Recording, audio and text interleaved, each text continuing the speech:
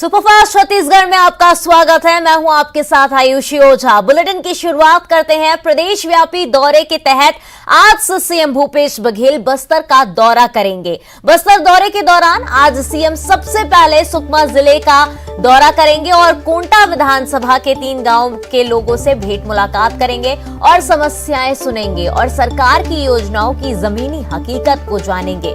2 जून तक बस्तर का दौरा पूरा होगा। दूसरे चरण में सीएम पहले सुकमा में कोंटा विधानसभा के 3 ब्लॉक का दौरा करेंगे। सबसे पहले कोंटा में मंदिर का दर्शन करेंगे। मंदिर में दर्शन करने के बाद स्वामी आत्मानंद स्कूल जाएंगे और टॉपर छात्रों से मुलाकात करेंगे। स्कूल के बाद गांव में जन चौपाल लगाएंगे और जनता से मुलाकात करेंगे। शाम में जनप्रतिनिधि और समाज के प्रतिनिधियों से मुलाकात करेंगे और सुकमा जिला मुख्यालय में रात्रि विश्राम करेंगे। गृह मंत्री ताम्रध्वज साहू ने कहा है कि सीएम भूपेश बघेल के दौरे के मद्देनजर नक्सली इलाके में सुरक्षा बढ़ा दी गई है। मंत्री रविंद्र चौबे ने कहा है कि जो अधिकारी काम नहीं करते उनके लिए मुश्किल होगी, जो अच्छा काम करेंगे उनकी प्रशंसा होगी। इसके साथ ही उन्होंने बीजेपी पर निशाना साधा है।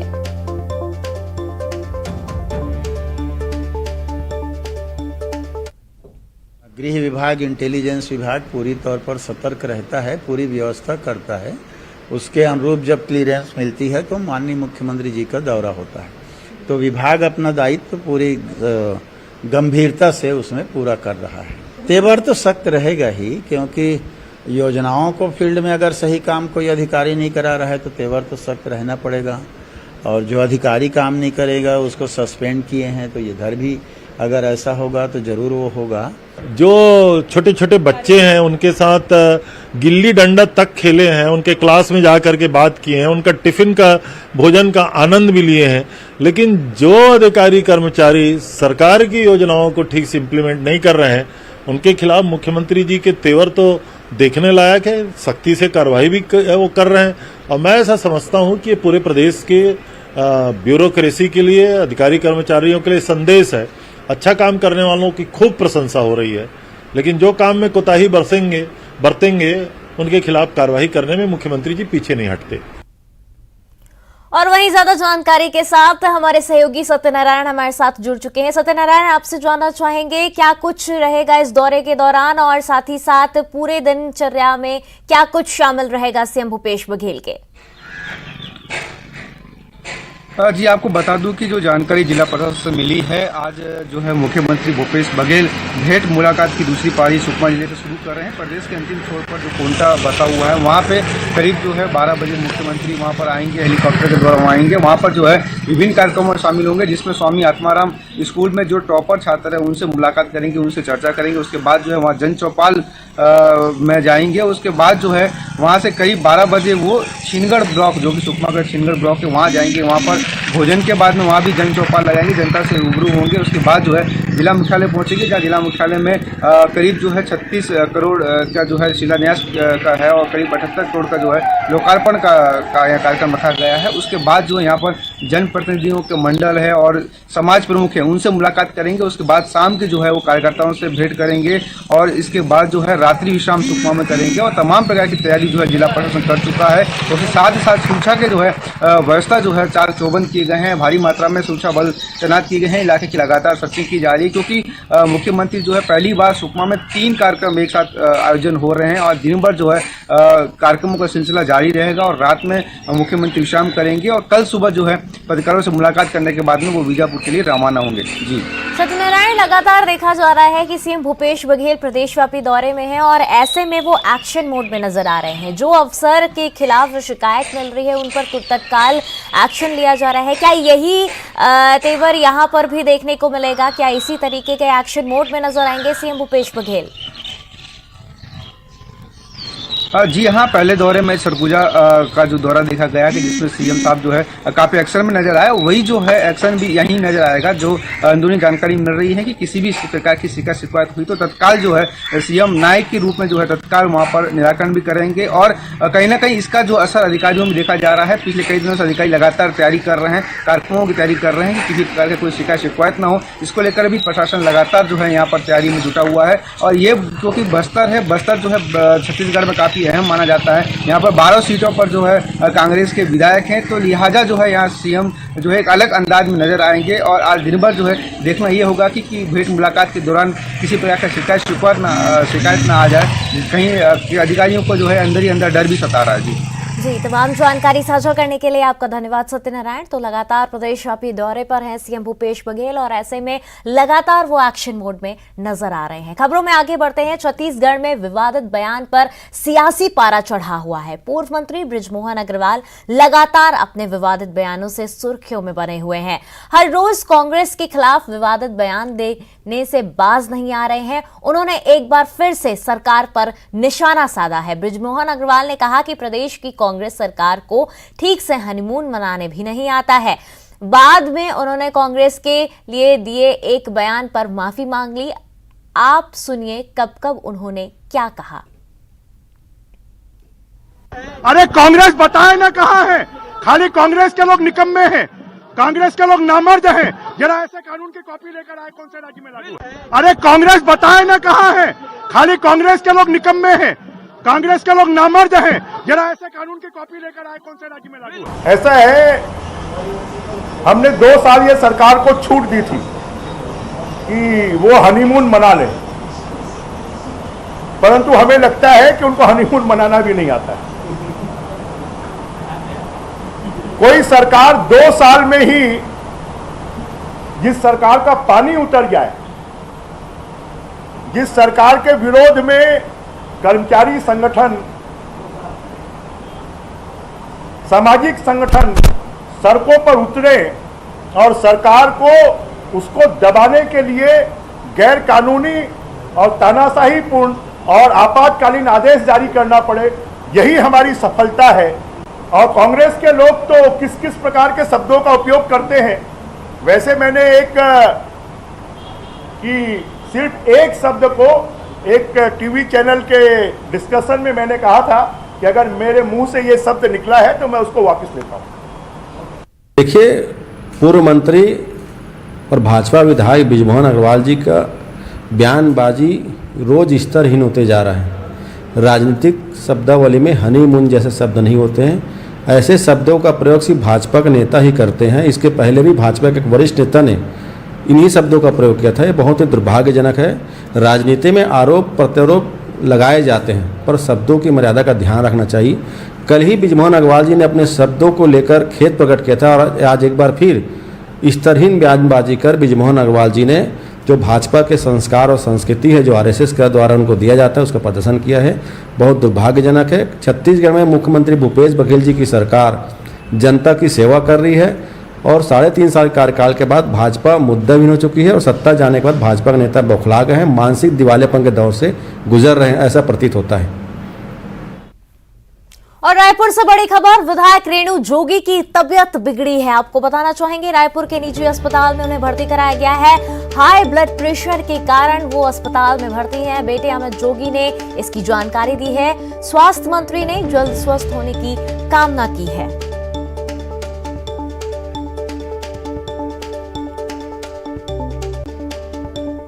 और बेमित्रा से बड़ी खबर, ट्रक ने बाइक सवार को टक्कर मार दी है। हादसे में 3 लोग घायल हो गए हैं, 2 की हालत गंभीर बताई जा रही है। नवागढ़ स्वास्थ्य केंद्र में भर्ती कराया गया है घायलों को। नवागढ़ थाना क्षेत्र के जैतपुरी गांव की ये पूरी घटना बताई जा रही है।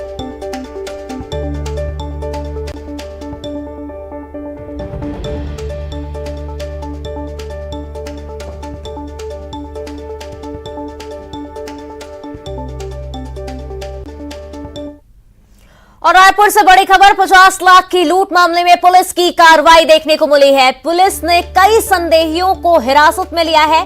कारोबारी से 50 लाख की लूट मामले में अहम सुराग मिले हैं। संदेहियों से पूछताछ कर रही है पुलिस।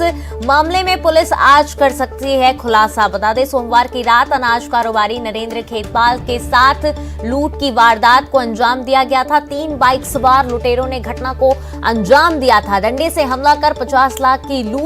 मिंटू पालक, बता दें आपको, पब्लिक स्कूल के सामने ये वारदात हुई थी।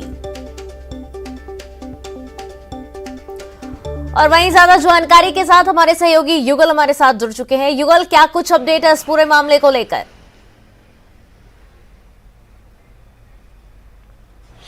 जी देखिए, ऐसी बड़ा ही हाई प्रोफाइल ये लूट का मामला है। पुलिस अब जो आरोपी है उनके गिरेबान तक पहुंच रही है और जिस तरह से अभी कई संदेहों से अलग अलग जो टीमें बनाई गई हैं वो पूछताछ कर रही है और जो पासबुक भी साथ में लेकर के चले गए थे लुटेरे 50 लाख नकदी के साथ, वो पासबुक है वो एक नाले के पास बरामद भी पुलिस ने कर लिया है। पुलिस को अंदेशा है कि कहीं उसी के कोई कर्मचारी इस जो लूट की घटना है उसमें तो शामिल नहीं है। साथ ही साथ अभी जो प्राथमिकी जांच जो हुई है उसमें यह भी खुलासा हुआ है कि एक व्यापारी से लेन देन को लेकर के विवाद चल रहा था। पुलिस को बहुत सारे क्लू मिले हैं, उस दिशा में पुलिस काम कर रही है और जो संदेही अभी पकड़े गए हैं हो सकता है कि पुलिस आज तमाम तथ्यों और सबूतों के साथ पूरे मामले की खुलासा आज कर सके।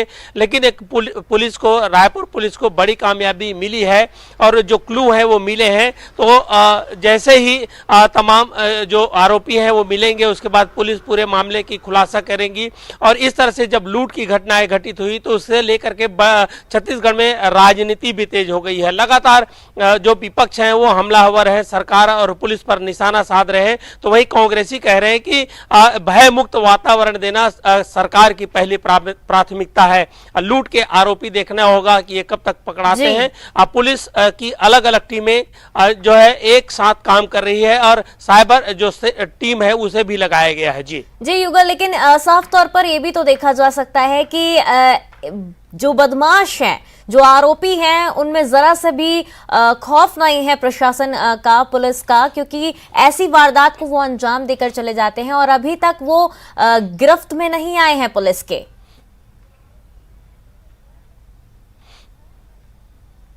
जी देखिए, कानून व्यवस्था को अगर सुदृढ़ रखना होगा तो जो पुलिसिंग है उसको, जो पुलिस है उसको बेहतर पुलिसिंग करने देना चाहिए। ये जो परिणाम जिस तरह से जो आ रहे हैं या देखने को मिलते हैं, लगातार राजनीतिक दबाव की वजह से या फिर कहे कि पुलिस पर एक अलग सा दबाव रहता है, इसकी वजह से अपराधियों में खौफ नहीं बन पाता है।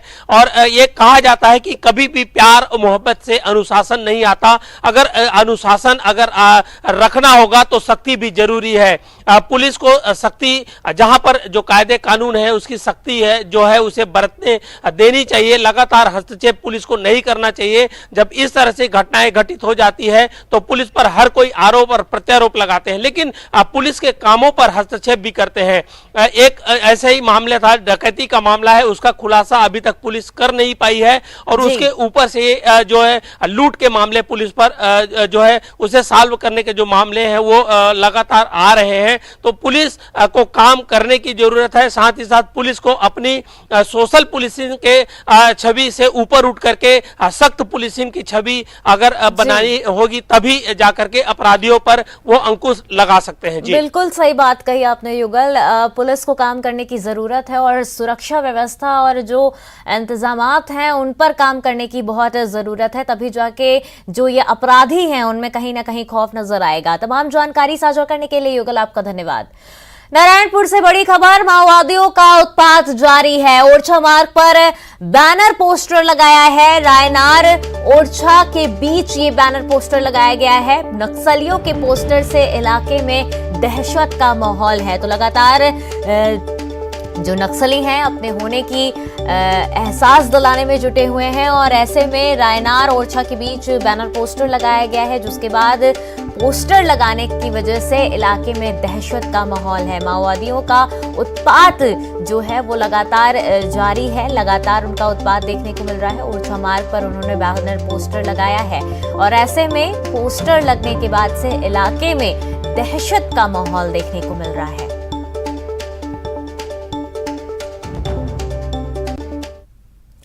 बहुचर्चित मीना खलखो हत्याकांड में 11 साल बाद कोर्ट का फैसला आया है। रायपुर कोर्ट ने सबूतों के अभाव में 3 आरोपी पुलिसकर्मियों को बरी कर दिया है। बलरामपुर जिले में नक्सली बताकर किशोरी मीना खलखो की 6 जुलाई 2011 को हत्या कर दी गई थी। परिजनों और ग्रामीणों ने फर्जी मुठभेड़ का आरोप लगाया था। मीना खलखो के नक्सली होने से इनकार किया था। सीआईडी ने मीना की हत्या का मामला दर्ज कर 3 पुलिसकर्मियों के खिलाफ हत्या का मामला दर्ज किया था। न्यायिक जांच आयोग ने पुलिसकर्मियों को दोषी माना था और हरियाणा के धर्मदत्त धानिया, जीवन लाल रत्नाकर और निकोदिम खेस को आरोपी बनाया था।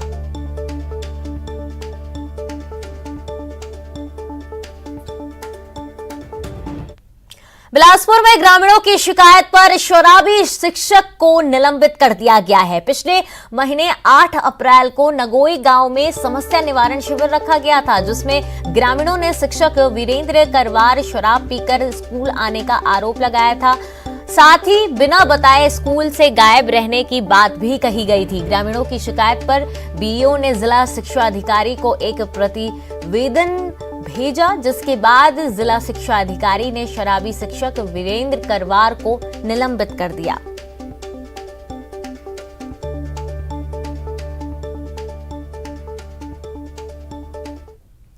रायगढ़ में स्वास्थ्य विभाग में बड़ी गड़बड़ी सामने आई है। हेल्थ वेलनेशन सेंटर अपग्रेडेशन के नाम पर बड़ी गड़बड़ी की गई है। स्वास्थ्य केंद्रों की ब्रांडिंग के लिए करोड़ों की राशि आई है, लेकिन स्वास्थ्य उपकेंद्रों का अपग्रेडेशन नहीं किया गया है। जिले में 201 स्वास्थ्य केंद्रों का अपग्रेडेशन होना था, लेकिन करोड़ों की राशि खर्च कर सिर्फ 24 प्राथमिक और उप स्वास्थ्य केंद्रों को अपग्रेड किया गया है। एक उप स्वास्थ्य केंद्र के अपग्रेडेशन के लिए 7 लाख रुपए मिलता है। स्वास्थ्य विभाग ने बिना प्रशासन के स्वीकृति के उप स्वास्थ्य केंद्र का अपग्रेडेशन कर दिया। बिलासपुर हाईकोर्ट ने हत्या के एक दोषी की फांसी की सजा उम्र कैद में बदल दी है। मामला 25 जनवरी 2017 का है। महासमुंद जिले में बसना थाना क्षेत्र के कयतपाली निवासी ने अपने 8 साल के बेटे शुभम और 9 साल की बेटी जैस्मिन उर्फ सोनिया को खेत में ले गया, जहां धारदार हथियार से दोनों की गला काटकर हत्या कर दी। उसके बाद गायब हो गया था। पुलिस ने उसे सागरपाली गांव से पकड़ा था। महासमुंद के सरायपाली एडीजे कोर्ट ने दोषी पाया था, जिसके बाद उसे फांसी की सजा सुनाई गई थी। और फिलहाल सुपरफास्ट छत्तीसगढ़ में बस इतना ही। खबरों का सिलसिला लगातार जारी रहेगा।